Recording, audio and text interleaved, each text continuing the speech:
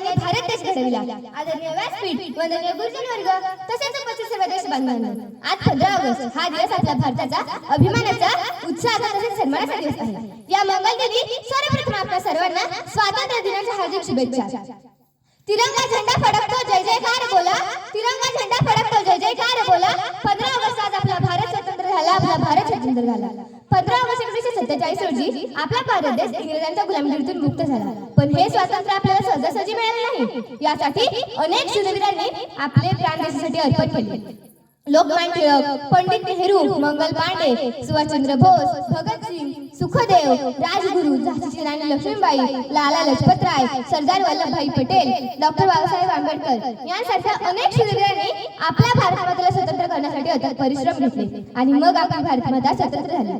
15 August 1947 हा दिवस भारताच्या इतिहासात सुवर्णाक्षराने कोरला गेला. आज आपण भारतात मोकळेपणाने श्वास घेत आहोत. याचे सर्व श्रेय या क्रांतिकारकांचे व देशपुत्रांचे आहे. अशा या महापुरुषांना माझा सलाम. विसरू नका अशा वीरांना ज्यांनी देशासाठी दिले प्राण.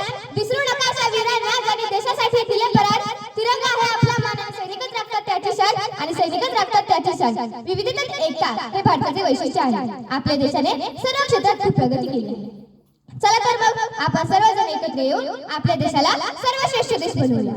शेवटी एवढंच म्हणेन, ना धर्माच्या नावावर जगा, ना धर्माच्या नावावर मरा. ना धर्माच्या नावावर जगा, ना धर्माच्या नावावर मरा. माणुसकीच हाच धर्म